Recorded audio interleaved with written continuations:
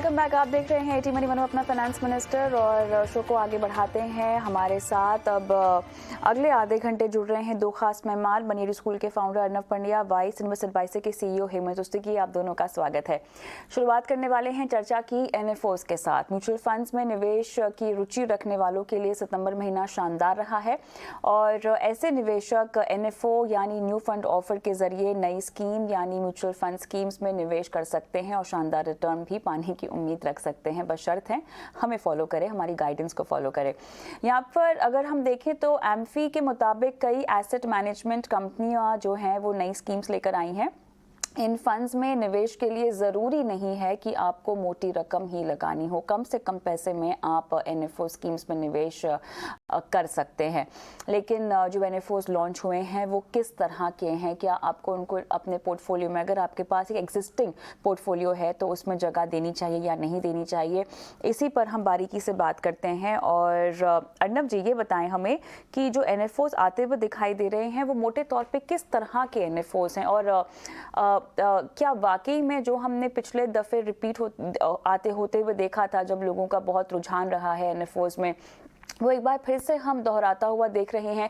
क्या ये जो ट्रेंड है जो महामारी के दौरान शुरू हुआ या उसके लगभग ख़त्म होने के बाद शुरू हुआ, क्या वो चलन और वो दिलचस्पी लोगों की बढ़ती हुई दिखाई दे रही है? हाँ, अगर आप देखें तो एनएफओस का जो ट्रेंड है उसमें एक फैक्टर आपको ध्यान में रखना चाहिए। वो ये था कि जुलाई के पहले थोड़े महीनों के लिए एनएफओस बंद थे, क्योंकि म्यूचुअल फंड्स को कई सेबी की गाइडलाइंस को कंप्लाई करना था। तो इसीलिए आपने ये देखा है कि जुलाई में तो सिर्फ 2 ही एनएफओस आए थे, लेकिन अगस्त महीने में 33 एनएफओस लॉन्च हुए। ये बहुत बड़ी संख्या है और आगे जाते हुए भी आप देखेंगे कि सितंबर अक्टूबर में ये ट्रेंड जारी रहेगा। तो जो एनएफओस आज की तारीख में हम देख रहे हैं आते हुए, उसमें एक्चुअली एक मिक्सचर है, यानी कि जो एक majority in terms of number जो एनएफओस आ रहे हैं वो एक पैसिव सेक्टर से आ रहे हैं, यानी कि ये सब पैसिव फंड्स है। और ये जो पैसिव एनएफओस आ रहे हैं उसमें एक बहुत बड़ी वैरायटी है, क्योंकि वहां पर कई तो सिंपल इंडेक्स को फॉलो करते हैं, लेकिन जो ईटीएफ्स का जो इंटरनल कॉम्पोजिशन है वो अलग अलग, उसमें आपको बड़ा चॉइस मिलेगा। उसके सामने ट्रेडिशनल जिस प्रकार की स्कीम्स होती है म्यूचुअल फंड्स के पास, उसमें जो नए फंड्स है यानी कि नए फंड हाउसेस है, वो भी अपने बुके ऑफ प्रोडक्ट्स को बढ़ाने के लिए लॉन्च कर रहे हैं, यानी कि वो एक अपने पोर्टफोलियो का जो गैप है, जो प्रोडक्ट उनके पास नहीं है, वो लॉन्च कर रहे हैं। और तीसरी बात ये है कि धीरे-धीरे करके, क्योंकि हमने ओवरऑल इकोनॉमी में इंटरेस्ट रेट्स को बढ़ते हुए देखा है, तो डेट के एनएफओस भी आ रहे हैं और खास करके जो एफएमपीज है, जो कई समय के लिए वर्चुअली नजर से दूर हो गए थे, उन्होंने भी एक रीअपियरेंस किया है। तो ये पूरा आपको समझाता है कि किस प्रकार के अलग-अलग प्रकार के आज की तारीख में लोगों के पास चॉइस है एनएफओस में। जी, क्या एनएफओ आया है इसका मतलब ये है कि आपको उसमें पैसे लगाना है? ठीक है, एएमसीज ने जो अब तक नहीं लॉन्च किया था, जो नहीं कर पाए थे, उसके उन्होंने एनएफओस तो लॉन्च कर लिए, लेकिन लोगों को क्या ज़रूरी है इन स्कीम्स में पैसे लगाना? इसको मिस भी तो किया जा सकता है। कविता बिल्कुल किया जा सकता है। आई थिंक इम्पोर्टेंट है हमें समझना कि जो फंड हाउसेज जब एनएफओ लेके आते हैं तो ऑब्वियसली उसमें से कुछ ऐसे फंड हैं जो नई एएमसीज हैं।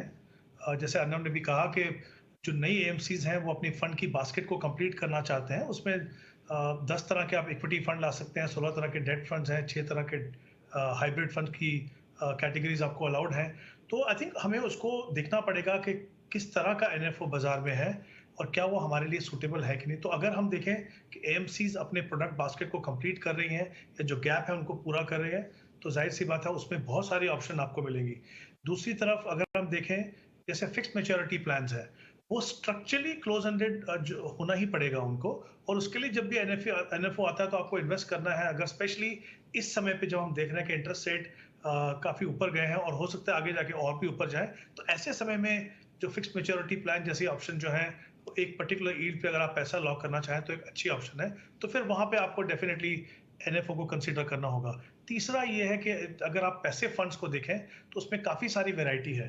तो अगर आप ऐसे निवेशक हैं जो पैसिव फंड को अपने पोर्टफोलियो में शामिल कर चुके हैं या करना चाहते हैं और चाहते हैं कि अपार्ट फ्रॉम जस्ट निफ्टी 50 या फिर BSE 30 सेंसेक्स के अलावा अगर दूसरे इंडेक्सेस आपके पोर्टफोलियो में हो तो वो ऑप्शन है। और वहाँ पे बहुत ज़्यादा फर्क नहीं पड़ता कि आप एग्जिस्टिंग फंड में जाएं या फिर किसी NFO में जाएं। हाँ, थोड़ा ट्रैक रिकॉर्ड होगा specially in terms of tracking error, but otherwise क्योंकि अंडरलाइंग जो है वो इंडेक्स है और जो स्टॉक्स वही सेम है, वही वेटेज आपको रखनी है, तो वहां पे फर्क नहीं पड़ता कि आप NFO में जा रहे हैं या फिर अगर कोई थीमेटिक फंड आता है और आपको लगता है कि उसके द्वारा आप उन सेक्टर्स में एक्सपोजर ले सकते हैं जो शायद आपके पोर्टफोलियो में अंडर एक्सपोजर हो, और ये सिर्फ उन्हीं के लिए है जिनके पास जिनका रिस्क प्रोफाइल वो सूट करता हो, जो एक्सपीरियंस इन्वेस्टर हो, जो ये जान सके कि मेरे पोर्टफोलियो में किस तरह के सेक्टर्स हैं जिनके ऊपर जो एक्सपोजर है वो कम है थोड़ा, तो वहां पे आप देख सकते हैं। बट ऐसा जरूरी बिल्कुल भी नहीं है कि आपको जो भी NFO दिखे उसमें आप इन्वेस्ट करें। देख लीजिए किस तरह का NFO है, सूटेबिलिटी क्या है और किस तरह का, जैसे मैंने कहा अगर FMP वगैरह में इन्वेस्ट करना है तो आपको NFO में करना ही होगा। अच्छा, ये जो NFOs आ रहे हैं अर्नव जी, यहाँ पर पैसिव फंड्स के NFOs में भी बहुत ज़्यादा रुचि आती हुई दिखाई दे रही है AMCs की तरफ से भी और निवेशकों की तरफ से भी। कहीं ना कहीं लोगों को पैसिव फंड्स पसंद आ रहे हैं और उसी को लेके NFOs भी पसंद आ रहे हैं, क्या ऐसा वाकई है? जी, आपने जो कहा वो सही है, लेकिन उसको आपको डाइसेक्ट करना पड़ेगा। एक तरफ आप देखिए कि जो एमफी का डेटा है उसमें ये दिखा रहा है कि on a monthly basis, for example अगस्त में जो पैसिव फंड्स हैं उन्होंने नेट इनफ्लोज ऑफ 15,000 करोड़ इकट्ठा किए थे। इसके सामने जब आप नॉर्मल एक्टिव इक्विटी फंड्स देखें तो उनका नेट इनफ्लो 6,000 करोड़ था। तो आपने जो बात कही कि जो इन्वेस्टर का पैसा जा रहा है वो पैसिव फंड में जा रहा है, लेकिन मेरे हिसाब से ये बड़ी रकम जो है पैसिव फंड में जा रही है और एग्जिस्टिंग फंड्स, वो इसलिए जा रही है क्योंकि EPFO का बहुत बड़ी संख्या में एक लार्ज चंक इन फंड्स में जा रहा है और वो रेगुलरली हर महीने आ रहा है, इसीलिए आप ये फिगर देख रहे हैं। अब आते हैं NFO की तरफ। NFO जब इतने सारे लॉन्च होते हैं, लेकिन अगर आप इनका एवरेज कलेक्शन देखें तो ये बहुत बड़ा नहीं है। तो इससे बहुत क्लियरली पता चलता है कि NFOs म्यूचुअल फंड्स अब बहुत लॉन्च कर रहे हैं, लेकिन उनकी जो एसेट्स अंडर मैनेजमेंट है नए फंड्स की, वो इतनी बड़ी नहीं है। इनिशियली धीरे धीरे करके जैसे जैसे और निवेशक आते हैं तो वो धीरे धीरे करके बढ़ती है। तो NFOs को इतना अच्छा रिस्पॉन्स नहीं मिल रहा है पैसिव फंड्स में, एक्सेप्ट फॉर 1 और 2। तो ये ध्यान में रखना भी जरूरी है। चलिए, ये तो NFOs की बात हुई है जहां पर लोगों का रुझान दिखाई दे रहा है, लेकिन चलिए आगे बढ़ते हैं और जल्दी से जो ताज़ा एमफी के आंकड़े आए हैं उस पर भी थोड़ा सा हमारे एक्सपर्ट्स की राय ले लेते हैं, समझ लेते हैं कि निवेश का जो ट्रेंड है वो किस ओर जा रहा है। तो एमफी के डेटा के मुताबिक अगस्त महीने में SIP अकाउंट्स की संख्या अब तक उच्चतम स्तर पर लगभग 5.71 करोड़ पर है और SIP के जरिए यहाँ पर निवेश जो है वो 12,600 करोड़ के ऊपर ही बना हुआ है। SIP AUM all time high पर है और इतना ही नहीं, अगस्त 2022 में लगभग 21.13 लाख नए SIP अकाउंट्स भी रजिस्टर हुए हैं और इक्विटी म्यूचुअल फंड्स में 17 महीने से नेट इनफ्लो पॉजिटिव रहा है, लेकिन बीते 4 महीने में इनफ्लो घटता रहा है और ऐसे में डेट फंड्स के भी जो आंकड़े हैं इनफ्लो के लिहाज से वो ज़्यादा आते हुए दिखाई दे रहे हैं। तो हेमंत जी, क्या ट्रेंड आता हुआ दिखाई दे रहा है आपको? कौन सी ऐसी एक हाईलाइट है जो कि आप एमफी के ताज़ा आंकड़ों या पूरे डेटा में से निकाल पा रहे हैं? वैसे इक्विटी फंड्स के अगर इनफ्लो की बात करें तो ये 10 महीने के लो पर भी आते हुए दिखाई दे रहे हैं। तो बताएं, कहीं ना कहीं लोगों का रुझान अब डगमगा रहा है? कविता, आपकी बात बिल्कुल सही है कि अगर हम ओवरऑल अगर हम लमसम की बात करें तो शायद डेफिनेटली जो फिगर्स हैं वो थोड़ी कम होती जा रही हैं, लेकिन जैसा आपने भी कहा कि अगर हम SIP के नंबर्स को देखें तो वो हर महीने तकरीबन बढ़ते जा रहे हैं और जो कलेक्शन है पिछले महीने जैसे थी वो 12,694 करोड़, वो अगेन ऑल टाइम हाई है।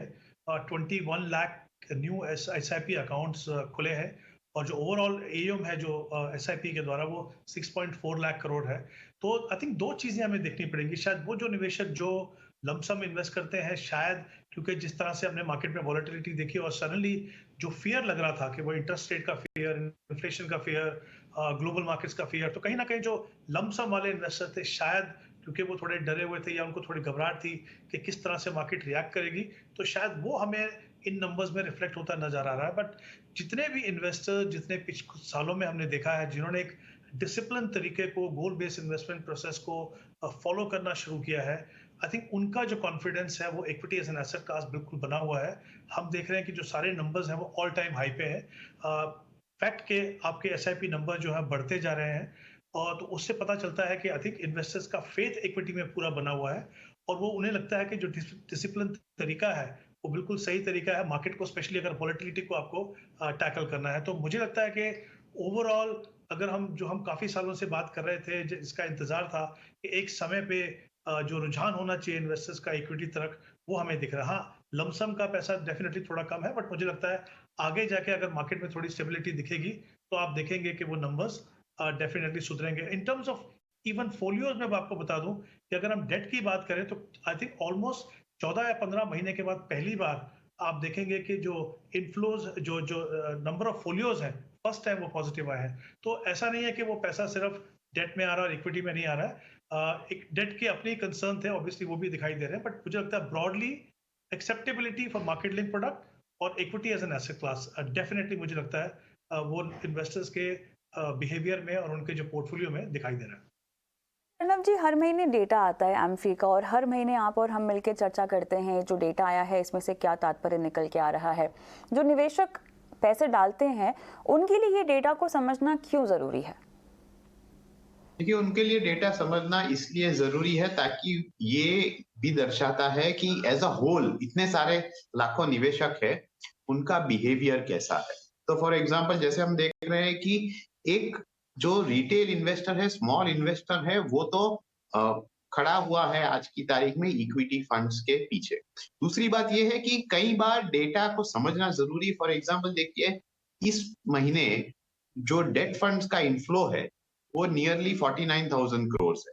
अब ये अगर हम सभी सब कैटेगरीज को देखें तो वर्चुअली 100% यानी कि 50,000 करोड़ का नेट इनफ्लो सिर्फ एक ही कैटेगरी में है, वो है लिक्विड फंड्स। और ये लिक्विड फंड्स का इनफ्लो सिर्फ इसीलिए होता है क्योंकि हम ये सीजनल ट्रेंड देखते हैं कि जो बड़े निवेशक होते हैं वो लिक्विड फंड्स में सितंबर के पहले, एडवांस टैक्स के पहले पैसा जमा करना शुरू कर देते हैं, और फिर आप देखेंगे कि सितंबर में लिक्विड फंड्स का आउटफ्लो होता है। दूसरी बात यह है कि लिक्विड फंड्स में जो रिटर्न है वो आज की तारीख में एनुअलाइज बेसिस पे 5% के ऊपर चला गया है, जो पहले पिछले 1-1.5 साल में 3% तक पहुंच गया था। तो ये भी एक फैक्टर है जिससे जो लिक्विड अमाउंट है वो लिक्विड फंड्स की तरफ जा रहा है। तो ये सब चीजें जब आप देखते हैं कि ईटीएफ्स में कंसिस्टेंटली पैसा आ रहा है, पैसिव फंड्स को बढ़ावा मिल रहा है, हाइब्रिड फंड्स की स्थिति क्या है, ये सब समझ के निवेशक को भी एक आइडिया आता है कि ओवरऑल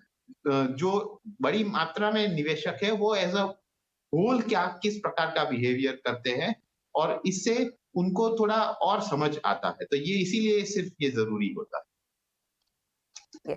आगे बढ़ते हैं और अब सीधा रुक करते हैं दर्शकों के सवालों की ओर। हमारे साथ क्या मिथुन कुमार साहब फोन लाइन पर हैं?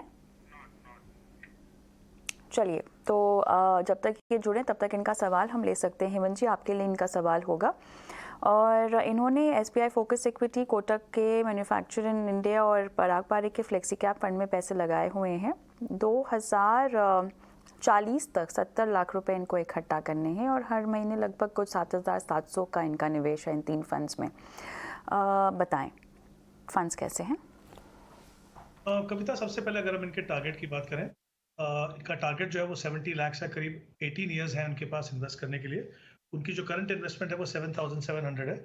अगर हम ये मान के चलें कि उनका पोर्टफोलियो पूरा इक्विटी फंड्स में है, और ऑफकोर्स अगर एनुअलाइज रिटर्न हम 12% मान के चलें तो करीब उनको 10,000 रुपये इन्वेस्ट करने की ज़रूरत है अपने टारगेट तक पहुंचने के लिए। तो इस समय पे जो इनकी इन्वेस्टमेंट है वहाँ पे करीब 2,300 का गैप है। तो मैं चाहूँगा कि ये जितना जल्दी हो सके 2,500 से अपनी इन्वेस्टमेंट को बढ़ाएं, ताकि उनके पैसे को समय मिले कि वो कंपाउंडिंग से अपने टारगेट तक पहुंच पाए। जहां तक इनके फंड्स का सवाल है, ब्रॉडली 3 फंड्स हैं इनके पास। एक थीमेटिक फंड है जैसे कहा कोटक का जो मैन्युफैक्चरर्स इन इंडिया फंड जो है, मेरा ये हमेशा मानना है कि एज ए रिटेल इन्वेस्टर जब आप एक पोर्टफोलियो बना रहे हैं, एक कॉर्पस बनाना चाहते हैं, तो ये थीमेटिक सेक्टर इनसे अगर आप दूर हैं तो अच्छा है, क्योंकि एक तो वो उनकी परफॉर्मेंस इरेटिक है, ऐसे लंबे पीरियड आ सकते हैं जब वो शायद परफॉर्मेंस ना दे, और उनको मॉनिटरिंग करने के लिए अलग तरह से आपको एबिलिटी की ज़रूरत है। तो मैं चाहूँगा कि उसकी जगह पे अगर ये कोटक इमर्जिंग जो एक मिड कैप फंड है और शायद उनके पोर्टफोलियो में उसका गैप भी है, अगर वो उसमें इन्वेस्टमेंट करेंगे तो मुझे लगता है वो बिल्कुल उनके पोर्टफोलियो की बैलेंसिंग के लिए बिल्कुल ठीक होगा। और जैसे मैंने कहा कि इनको अपनी इन्वेस्टमेंट को करीब 2500 से बढ़ाना होगा। तो ये बेसिकली एक चेंज करना है उनको और इन्वेस्टमेंट बढ़ानी है। मिथुन कुमार शायद फोन लाइन पर है मेरे साथ। आपको सलाह वैसे दे दी गई है, कोई सवाल पूछना चाहते हैं आप हेमंत जी से? जी मैम, पूछिए। मैं ये पूछना चाह रहा था, मेरे पास जो SBI का फोकस इक्विटी फंड है उसको मैं रेगुलर रखूं या फिर उसको स्टॉप करके कोई और SIP ले लूं? स्पेसिफिकली इसी फंड में आपको SIP बंद करनी है? मैम, स्पेसिफिकली इसी फंड में आपने SIP बंद करनी है? बंद करनी नहीं है, मैं सजेशन जानना चाहता हूँ। बिल्कुल। SBI फोकस इक्विटी का मैं रेगुलर रखूं या फिर उसको स्टॉप करके कोई और SIP का ये चूज करूं? हेमंत जी? नहीं मिथुन जी, मेरी आपको सलाह रहेगी कि आप उस फंड में बने रहें, उसमें आप SIP करते रहें। देखिए, हर फंड के साथ कभी कभी ऐसा मार्केट कंडीशन के हिसाब से आपको लगता है कभी थोड़ा स्लो डाउन हो गया, बट ये क्वालिटी फंड है, इसका पोर्टफोलियो काफ़ी अच्छा है। मैं चाहूँगा कि आप उसमें बने रहें। और जैसे मैंने आपको कहा कि आपको करीब 2500 से अपनी SIP बढ़ानी है, और वहाँ पे अगर आप चाहें तो जैसे निपॉन इंडिया का जो मल्टी कैप फंड है उसको अपने पोर्टफोलियो में शामिल करें, तो कुल मिला के आपके पास 4 फंड रहेंगे। बट SBI फोकस डेफिनेटली मुझे लगता है उसमें काफ़ी अच्छा पोटेंशियल है, अच्छा पोर्टफोलियो है, आप उसमें बने रहें और अपनी इन्वेस्टमेंट को कंटिन्यू रखें। चलिए आगे बढ़ते हैं और अगले दर्शक की ओर हम रुक करते हैं। रवि आहूजा मेरे साथ फोन लाइन पर है। नमस्कार, सवाल पूछिए। नमस्कार मैम। मैम मेरा एक क्वेश्चन है, एक मेरा पोर्टफोलियो है और एक मेरे मिसेज का है। पहले मैं मेरे पोर्टफोलियो के बारे में बता रहा हूँ। मेरा बस क्वेश्चन ये है कि जो फंड सिलेक्शन है ये क्या सही है? क्योंकि मुझे ऐसा लग रहा है कि जो मेरा एक DSP का फंड है वो परफॉर्म अभी उतना नहीं कर रहा है, तो क्या इसको चेंज करना चाहिए कि इसमें बने रहना चाहिए? आपने हमें जो सवाल भेजा है उसमें 3 फंड्स के लिए पूछा है, SBI स्मॉल कैप, DSP का इक्विटी अपॉर्चुनिटी और UTI फ्लेक्सी कैप, है ना? हाँ, यही डिटेल्स है हमारे पास, ठीक है। और रिटायरमेंट का लक्ष्य है इस पोर्टफोलियो से 2040 तक, जी है ना? ठीक मैम। ठीक है। अर्नव जी? तो ये फंड सिलेक्शन ठीक है काफी? बिल्कुल, बताते हैं आपको। अर्नव जी? हाँ। जी, अगर उनको ये रिटायरमेंट का लक्ष्य हासिल करना है तो अप्रोक्सीमेटली 12,000 पर मंथ का निवेश करना होगा। तो आज की तारीख में अगर हम देखें कि ये 3 फंड में अमाउंट कितने जा रहे हैं तो काफी कम है, तो इसे धीरे धीरे बढ़ाकर इनको 12,000 तक लाना होगा। अब फंड्स के सिलेक्शन में मुझे आज की तारीख में कोई तकलीफ नहीं लग रही है। फॉर द अमाउंट इन्वेस्टेड इतने 3 फंड्स ठीक है, और अभी कोई जोड़ने की बात की जरूरत नहीं है। दूसरी बात की जो DSP का फंड है वो भी उसे आज की तारीख में बनाए रख सकते हैं, क्योंकि देखिए हर एक फंड में अप्स एंड डाउन आते हैं। तो एक छोटे समय में आपको लगता है कि अगर ये अंडर परफॉर्म कर रहा है तो वो स्थिति बहुत जल्दी बदल भी सकती है। तो आप एटलीस्ट 2 to 3 इयर्स दीजिए कोई फंड को। अगर वो कंसिस्टेंटली अंडर परफॉर्म कर रहा है तो फिर आप उससे निकल सकते हैं, लेकिन अभी के लिए आप बने रह सकते हैं। चलिए आगे बढ़ते हैं और अगले दर्शक का सवाल मैं लूंगी। चिन्ना कसैया हमारे साथ फोन लाइन पर हैं। यस, जी हाँ। नमस्कार सर, कैसे हैं, कहाँ से बोल रहे हैं? मैं जबलपुर से बोल रहा हूँ मैम। पूछिए सर आपका सवाल। मैं सवाल भेजा था जी, SIP आपका कर सवाल रहा हूँ। अगर आपको याद नहीं है तो हमारे पास आपके फंड्स हैं, वैसे पोर्टफोलियो भी आपका है हेमंत जी। 11 फंड्स हैं आपके पोर्टफोलियो में, है ना? और 16,000 रुपये आप इन्वेस्ट कर रहे हैं। किसी फंड में से अभी निकले तो नहीं है ना? नहीं मैम। कब से निवेश कर रहे हैं इसमें? करीब 6 to 7 ईयर। पहले शायद- कम था अमाउंट, फिर बाद में इंक्रीज किया था मैंने चलिए पर ईयर 10%, 15%। चलिए समझ गए। हेमंत जी बताएं। कविता, देखिए 16,000 की इनकी इन्वेस्टमेंट है SIP की, और 11 फंड है, तो जाहिर सी बात है कि फंड मुझे लगता है बहुत ज़्यादा है, और डेफिनेटली इसमें स्कोप है कि वो अपने पोर्टफोलियो को थोड़ा कंसोलिडेट करें, क्योंकि उससे एक तो क्या होगा, परफॉर्मेंस थोड़ी सुधरेगी और आई थिंक मॉनिटरिंग करना भी थोड़ा इजी होगा। इनके पोर्टफोलियो में 4 ELSS फंड्स हैं। मुझे नहीं लगता कोई भी कारण है कि आप अपने पोर्टफोलियो में 4 ELSS रखें। और इनफैक्ट अगर मैं उनकी परफॉर्मेंस भी देखूं तो शायद वो मैं नहीं कहूँगा कि वो एकदम टॉप क्वार्टाइल के फंड्स हैं। तो अगर इनको सही मायने में अगर देखना है कि कौन से ऐसे ELSS फंड हैं जो उनको अच्छी या बेहतर परफॉर्मेंस दे सकते हैं, उसमें एक IDFC टैक्स एडवांटेज फंड है और कैनरा रोबेको टैक्स सेवर। तो क्योंकि एग्जिस्टिंग फंड में 3 साल का इनके पास लॉक इन है, तो ऑब्वियसली वहां से निकल नहीं सकते। लेकिन मैं चाहूंगा कि कंसोलिडेट करके दो मैक्सिमम 2 ELSS में अपनी इन्वेस्टमेंट करें। पहली बात तो ये। दूसरी बात, इनके पास एक गोल्ड सेविंग फंड है, एक सिल्वर का ETF फंड है। अगेन आई थिंक पोर्टफोलियो में हमेशा जगह रहती है इन एसेट क्लासेस की, लेकिन हमें समझना है कि एज एन इन्वेस्टर मेरा गोल क्या है। हमारा गोल है एक वेल्थ बिल्ड करने का एक सर्टेन टाइम होराइजन के बीच में, और बहुत ज्यादा इन्वेस्टमेंट नहीं है कि आपको हर एसेट क्लास उसमें हो। तो मुझे नहीं लगता कि बहुत ज्यादा कुछ कंट्रीब्यूशन होगा। और इनके अलावा इनके पास एक ICICI प्रू का टेक्नोलॉजी फंड है। जैसे मैंने पहले भी कहा, जब आप एक ऐसे निवेशक है जो मॉनिटरिंग शायद उतनी तरीके से ना कर पाए, और सेक्टर फंड में क्योंकि अगेन पोटेंशियल ज़्यादा हो सकता है लेकिन इरेटिक परफॉर्मेंस होती है, तो मुझे लगता है कि थोड़ा कंसोलिडेट करें। इसकी जगह में जैसे PGM का फ्लेक्सी कैप फंड है, या फिर ICICI का हम देखें large and mid cap fund, इस तरह के फंड रखिए। फंड को थोड़ा कम कीजिए। मुझे लगता है मैक्सिमम 4 या 5 फंड रखेंगे तो आपके पोर्टफोलियो के लिए वो सही रहेगा। चलिए, सवाल और भी ले रहे हैं दर्शकों के, लेकिन आइए उससे पहले एक बार रुक कर लेते हैं निवेश के गुरु मंत्र की ओर।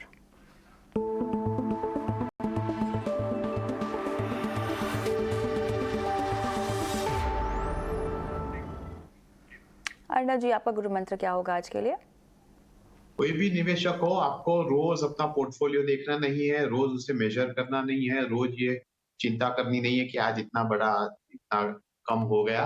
क्योंकि आप जब एक अच्छे लॉन्ग टर्म गोल्स के लिए निवेश कर रहे हो, तो ये सब काम करने से कोई फायदा नहीं है, सिर्फ आपका स्ट्रेस बढ़ता है। तो इसीलिए जब आप after a period of time, यानी कि थोड़े थोड़े इंटरवल के बाद आप अपना पोर्टफोलियो देखिए, और एक लंबे समय के बाद ही उसे में बदलाव के बारे में सोचिए, क्योंकि रोज कुछ करने से कुछ नहीं होता।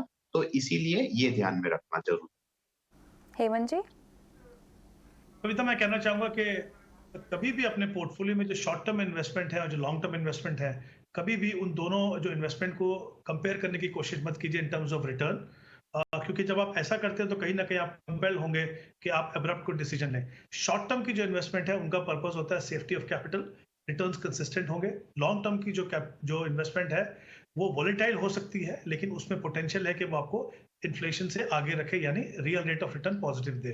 तो दोनों को कभी कंपेयर मत कीजिए, दोनों का ऑब्जेक्टिव अलग है। अगर आप ऐसा करेंगे तो देखेंगे कि आपका जो पोर्टफोलियो है वो ट्रैक पे रहेगा, और आपके जो भी गोल्स हैं शॉर्ट टर्म और लॉन्ग टर्म, आप दोनों को अचीव कर पाएंगे। चलिए, रुक करते हैं अगले दर्शक की ओर, और महेंद्र दोदिया हमारे साथ फोन लाइन पर हैं। महेंद्र जी नमस्कार, सवाल पूछिए सर।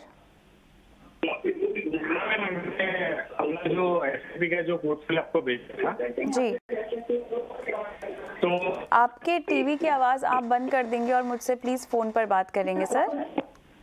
हाँ,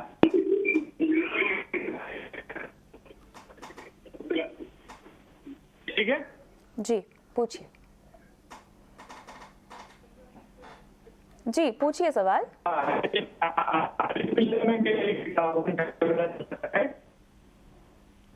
मेरे ख्याल से थोड़ी सी दिक्कत हो रही है आपकी आवाज़ में नेटवर्क की वजह से। हालांकि आपका सवाल हमारे पास है, और हमारे एक्सपर्ट के पास भी आपका सवाल है जो आपको सलाह देंगे। अर्णव जी बताएं। हम इनके पोर्टफोलियो में देखें तो काफी सारे फंड्स हैं, तो एक्चुअली इतने सारे फंड्स की जरूरत नहीं है। तो मेरे हिसाब से इनको इतने सारे फंड्स इतनी छोटी रकम के लिए रखने की कोई जरूरत नहीं है। तो मैं हर एक फंड में नहीं जाऊंगा कि कौन सा रखना चाहिए कौन सा नहीं, मैं रिवर्स करूंगा कि कौन से फंड उनके पोर्टफोलियो में होने चाहिए। तो उसमें से ABSL का फ्लेक्सी कैप, पराग परिक का फ्लेक्सी कैप और एक्सिस का स्मॉल कैप, ये 3 एग्जिस्टिंग पोर्टफोलियो में से फंड्स रखे। और इसके अलावा कैनरा रोबेको का इमर्जिंग इक्विटीज और कोटक का इमर्जिंग इक्विटीज ये जोड़ सकते हैं। तो ये करने से ओवरऑल पोर्टफोलियो में थोड़ा बैलेंस आएगा, और इतने सारे फंड्स की जो अमाउंट स्प्रेड आउट हो रही है और जिससे ओवर डाइवर्सिफिकेशन हो रहा है, उससे भी ये बच पाए। चलिए, आखिरी दर्शक हमारे साथ फोन लाइन पे गजानन है। नमस्कार गजानन जी, बताएं आपका सवाल। मैडम मेरा सर एक ये सवाल है। मेरा एक तुमको ये भेजा था एक्सिस मिड कैप में 1,000 रुपए और पारिक सेबी कैप में ये 1,000 रुपए, कैनरा जो स्मॉल कैप है उसमें 1,000 रुपए मंथली एसआईपी का करता मैं। ऑलराइट, सवाल समझ में आ गया है। हेमंत जी, देखिए अभी इनका जो टारगेट है वो 1 करोड़ का है। इनके पास जो समय है वो करीब 20 साल का है। तो इनको जैसे मैंने पहले कहा था कि इतने लंबे समय जब आप इन्वेस्ट करते हैं इक्विटी में, तो आप 12% का अगर आप एनुअलाइज रिटर्न मान के चलें तो आपको 10,000 रुपए की इन्वेस्टमेंट करनी होगी। अभी जो इनकी करंट इन्वेस्टमेंट है वो 3,000 की है, तो जाहिर सी बात है काफ़ी बड़ा गैप है। इनके पास समय है फॉर्चुनेटली, तो वो कोशिश करें कि जितना जल्दी हो सके इन्वेस्टमेंट को कोशिश करें बढ़ाने की, जितना भी उनके पास कैपेसिटी हो। नहीं तो फिर आगे जाके थोड़ा सा उनको अपना जो गोल है उसको थोड़ा रिविजिट करना होगा। तीनों फंड्स मैं कहूँगा इनके पोर्टफोलियो में अच्छे हैं, तीनों में बने रह सकते हैं। हालांकि मेरा ये मानना है कि शायद पोर्टफोलियो थोड़ा सा एग्रेसिव है, क्योंकि एक स्मॉल कैप फंड है, 33% इन्वेस्टमेंट वहाँ पे है, 33% जो है वो मिड कैप में है। तो थोड़ा एग्रेसिव है, बट क्वालिटी पोर्टफोलियो है। आई थिंक पोर्टफोलियो में आप बने रहिए और जो एडिशनल इन्वेस्टमेंट करें इन्हीं 3 फंड्स में करें। जैसा मैंने कहा गैप है 7,000 का, कोशिश कीजिए जितना जल्दी हो सके इन्वेस्टमेंट को बढ़ाइए। चलिए, इसी के साथ आप दोनों का धन्यवाद करना चाहती हूँ। आज आप दोनों शो पर आए दर्शकों की फाइनेंशियल प्लानिंग की। धन्यवाद अर्नब जी, हेमंत जी। मुझे भी इजाज़त दें, लेकिन जाते जाते एक बार फिर से वो नंबर जो आपको हम तक पहुँचाएगा, हमारा व्हाट्सएप नंबर है जहाँ पर आपको अपने सवाल हम तक पहुँचाने हैं। 9619873567 इस नंबर पर अपने सवाल पहुँचाइए और हम करेंगे आपकी लाइफ फाइनेंशियल प्लानिंग। नमस्कार।